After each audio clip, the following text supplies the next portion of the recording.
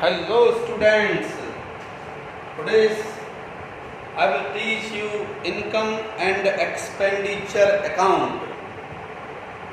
जैसा कि इनकम और एक्सपेंडिचर के इससे पहले की वीडियो में सारे के सारे रूल्स एक्सप्लेन किए गए थे और जितने रूल्स एक्सप्लेन किए गए थे उस रूल्स के बेस पर हम बनाएंगे आज इनकम एंड एक्सपेंडिचर अकाउंट। ये जो जिस बुक से पढ़ाया जा रहा है उस बुक के पब्लिशर का नाम है शिवलाल अग्रवाल और इसके राइटर हैं MC बड़जात्या। हम इसी बुक का सॉल्यूशन कर रहे हैं और इस बुक में अभी तक आपको रिसीप्ट एंड पेमेंट अकाउंट कराया था। आज income and expenditure account start हो रहा है। देखिए स्टूडेंट, पहले रिसीप्ट यहाँ होता था और पेमेंट यहाँ होता था, जैसा ही कल बताया गया था। अब उल्टा हो गया, इसका एक्सपेंडिचर इधर आ गया और इनकम इस तरफ आ गया। तो देखिए अपोजिट हो गया है जस्ट एकदम। क्वेश्चन नंबर 10 सॉल्व कर रहे हैं हम लोग। क्वेश्चन नंबर 10, तो 10 नंबर क्वेश्चन है income and expenditure account for the ending year 31 December 2070। Debit side में सारा का सारा एक्सपेंडिचर आ गया, क्रेडिट साइड में सारा का सारा इनकम आ गया। क्वेश्चन करने से पहले कम से कम क्वेश्चन को 2 बार अच्छे से रीडिंग करें। जब क्वेश्चन को हम 2 बार अच्छे से रीडिंग कर लेंगे तो हमारे माइंड में सेट हो जाएगा क्वेश्चन, एक एक स्टेप क्लियर होगा फिर उसका। सबसे पहले आप क्वेश्चन में देखेंगे तो क्वेश्चन में दिया हुआ है हमें रेंट। रेंट देखिए दिया हुआ है, रेंट हमें 2100 रुपए रेंट दिया हुआ है। कितना दिया हुआ है? 2100 रुपया। और नीचे आप अगर एडजस्टमेंट में पढ़ेंगे तो देखेंगे आउटस्टैंडिंग रेंट 800 रुपीज। 800 रुपए हमें किराए के और देना बाकी है। जो कुछ देना होता है वो ऐड हो जाता है, जुड़ जाता है। 2100 रुपए हम इस वर्ष का दे चुके हैं, इसी वर्ष का 800 रुपए और देना बाकी है। Total will be 2900 rupees. इस तरह से ये हमारा रेंट कंप्लीट हो गया। रेंट के बाद फिर हमें दिया है इनकम फ्रॉम लेक्चर। देखिए दिया हुआ है साफ साफ, इनकम फ्रॉम लेक्चर, भाषण से आय दी हुई है, दिया हुआ है। इनकम फ्रॉम लेक्चर दिया हुआ है, कितना है हमारा इनकम फ्रॉम लेक्चर? 23,200। इसका कोई भी एडजस्टमेंट नहीं दिया। ये हमारी इनकम है, लेक्चर से इनकम है, इधर आ गई। उसके बाद दिया है सब्सक्रिप्शन, चंदा। चंदा एक बहुत बड़ा ही इनकम का सोर्स है जो नॉन प्रॉफिट ऑर्गेनाइजेशन इंस्टीट्यूशन के पास होता है। कई जगह से चंदा मिलता है जिससे हमारी नॉन प्रॉफिट ऑर्गेनाइजेशन चलती हैं। 11,000 रुपीज। इसके बाद दिया हुआ है हमें पेटी एक्सपेंसेस, फुटकर व्यय, खर्चा आ गया। खर्चा होने के कारण इसे हम कहाँ नोट डाउन करेंगे? डेबिट साइड में 1000 रुपीज आ गया। इसके बाद हमारा आता है इंटरेस्ट ऑन इन्वेस्टमेंट। ये मेन है। अगर इस वाले टॉपिक में सबसे अधिक परेशान करेगा तो हमें सबसे ज्यादा परेशानी करेगा इंटरेस्ट, बिकॉज इस पूरे टॉपिक में हमें इंटरेस्ट मिलता है, हम देते नहीं हैं। क्यों नहीं देते? तो उसके पीछे भी कारण है। नॉन प्रॉफिट ऑर्गेनाइजेशन, कोई भी समाज सेवी संस्थाएं होती हैं, भाई पैसा उधार लेकर, ब्याज पर लेकर समाज सेवा कोई नहीं करता। अगर उसके पास इनकम से ज्यादा होता है तब वो समाज सेवा करता है। इसी प्रकार से सामाजिक संस्थाएं हैं, इनके पास चंदे से, एंट्री फीस से, डोनेशन से, लाइफ मेंबरशिप फीस से बहुत सारी इनकम होती है। अब जब बहुत सारी इनकम होती है तो इस इनकम को ये अपने पास न रखते हुए बैंक में डिपॉजिट कर देते हैं, फिक्स्ड डिपॉजिट कर देते हैं या किसी और कंपनी में इन्वेस्ट कर देते हैं जहां से इनको इंटरेस्ट रिटर्न मिलता है। रिटर्न के रूप में क्या मिलता है? इनको इंटरेस्ट मिलता है। तो यहाँ देखना, इस टॉपिक में हमेशा इंटरेस्ट मिलेगा, प्राप्त होगा, देना कभी नहीं पड़ेगा, ये ध्यान रखना इस बात का।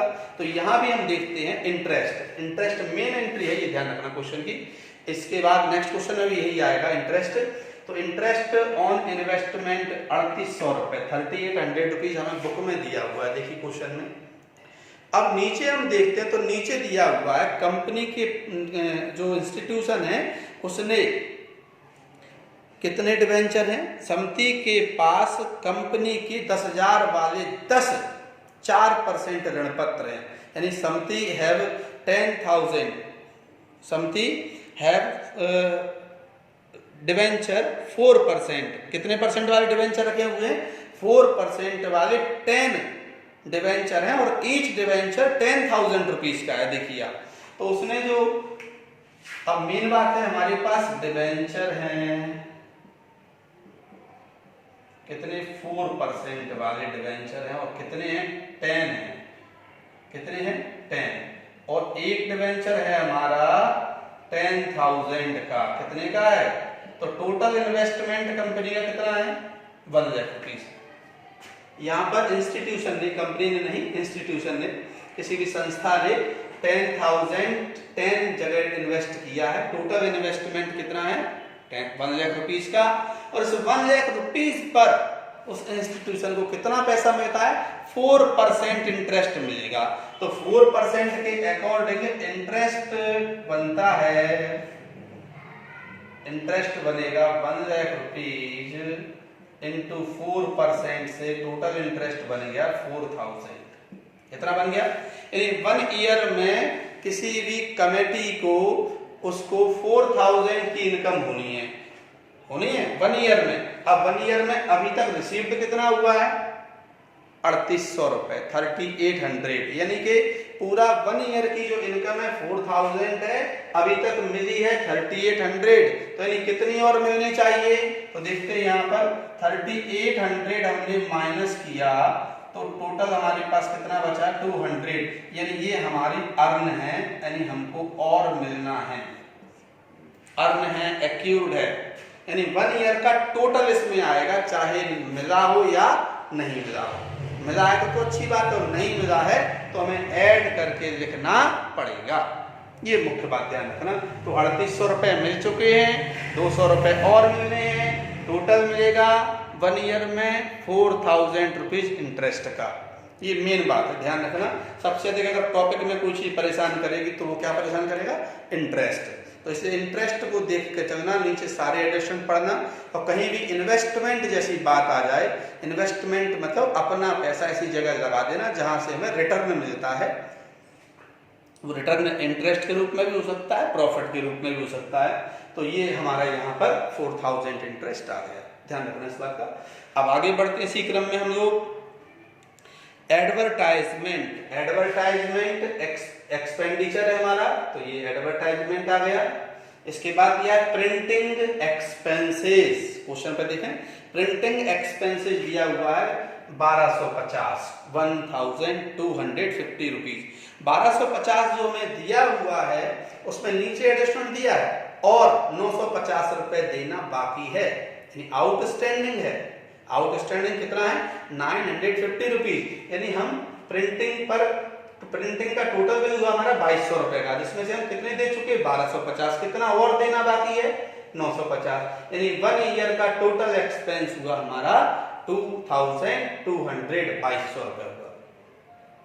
इस तरह से हमने एडजस्टमेंट को लेते हुए हमने इनकम एंड एक्सपेंडिचर अकाउंट अपना प्रिपेयर किया, और इनकम एंड एक्सपेंडिचर प्रिपेयर किया तो इनकम ज्यादा होती है और एक्सपेंडिचर कम होता है। मोस्टली ऐसा ही होता है, 90% ऐसा ही होता है, 99%। कभी कभी किसी भी संस्था को नुकसान हो सकता है, घाटा हो सकता है, अदरवाइज किसी भी कमेटी को कभी लॉस नहीं होता। जो लॉस होता है उसे कहते हैं डेफिसिट। क्या कहते हैं इसमें?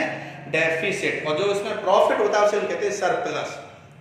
क्या कहते हैं उसे? सरप्लस। तो यहाँ पर देखिए टोटल हुआ हमारा 38,200, ये हमारा टोटल हुआ क्रेडिट साइड का, और डेबिट साइड का टोटल हुआ हमारा 8,200। तो यहाँ देखें डेबिट साइड का टोटल है, क्रेडिट साइड का टोटल है हमारा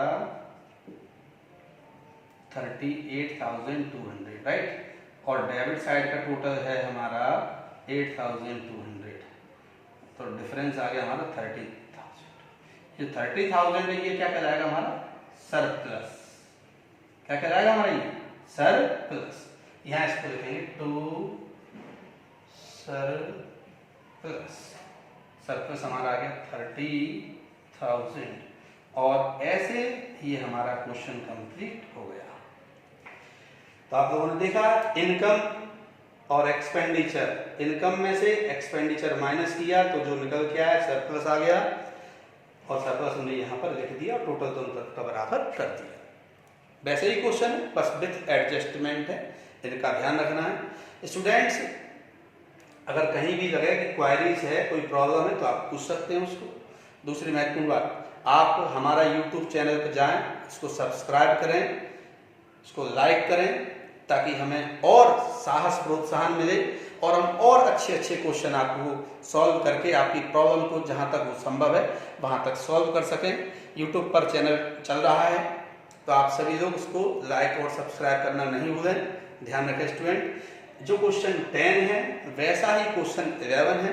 11 में भी हमें दिया हुआ है इंटरेस्ट, तो 11 नंबर क्वेश्चन में इसी प्रकार का क्वेश्चन दिया हुआ है, उसमें भी डिवेंचर है, इंटरेस्ट है। तो उसमें देखिए उसकी प्रॉब्लम कैसे सॉल्व करेंगे हम। उसमें दिया हुआ है हमें डिवेंचर हमारे पास कितने हैं, वहाँ भी हमारे पास 1500 रुपये वाली 10 डिवेंचर हैं 4% वाले। ये आप जब इसको सॉल्व कर दें तो उस क्वेश्चन को भी फिर यहाँ पर ये हो गया है। अब उस क्वेश्चन को बता देता हूँ मैं आपको, 11वें वाले क्वेश्चन को बता देता हूँ। तो यहाँ पर बता देते हैं, क्वेश्चन हमारे 4% डिवेंचर है और देखिए कितने हैं 4% डिवेंचर। यहाँ क्वेश्चन नंबर 11 आ गया ये, ठीक है ना। 10वां जब आप नोट कर लें तो 4% डिवेंचर है और 1500 का एक ईच है और 10 है, तो टोटल होगा 15,000 रुपीज़ के। कितने के हुए 15,000। इस 15,000 पर हमें इंटरेस्ट कितना लगेगा, देखिए 15,000 पर 4% के अकॉर्डिंग हमको मिलना चाहिए 6,000, सॉरी 600। कितना मिलेगा 600। 600 में से हमें 570 रुपीज़ रिसीव हो चुका है, तो कितना और मिलना चाहिए 30 रुपीज़ हमें और अर्न है। तो क्वेश्चन में क्या करेंगे, 570 में कैसे लिखेंगे क्वेश्चन में लिखेंगे हम इंटरेस्ट 570 में ऐड कर देंगे कितने 30 रुपीज़। तो टोटल जो अमाउंट में लिखा जाएगा वो कितना लिखा जाएगा 600 रुपीज़, बाहर आउटसाइड अमाउंट में लिख दिया जाएगा। तो ऐसे आपको जो मेन क्वेश्चन प्रॉब्लम है, तो यही प्रॉब्लम आएगी और इस प्रॉब्लम से ये सॉल्व कर दी गई है। तो अब ये क्वेश्चन आपका नहीं रुकेगा। तो 10 नंबर क्वेश्चन और 11 नंबर क्वेश्चन आसानी से सॉल्व हो जाएगा। ये जो बुक है, कौन सी बुक है, शिवलाल की, राइटर हमारे MC बड़जात्या। तो आप लगातार सॉल्यूशन देखते रहें और कोई प्रॉब्लम हो तो पूछते रहें, ठीक है स्टूडेंट्स। अब आप इसको नोट करें, अच्छे से पढ़ें, समझें और समझने के बाद इसका रिवीजन करें। जब आप रिवीजन कर लेंगे तो आपको हर चीज़ समझ में आ जाएगी। Thank you students.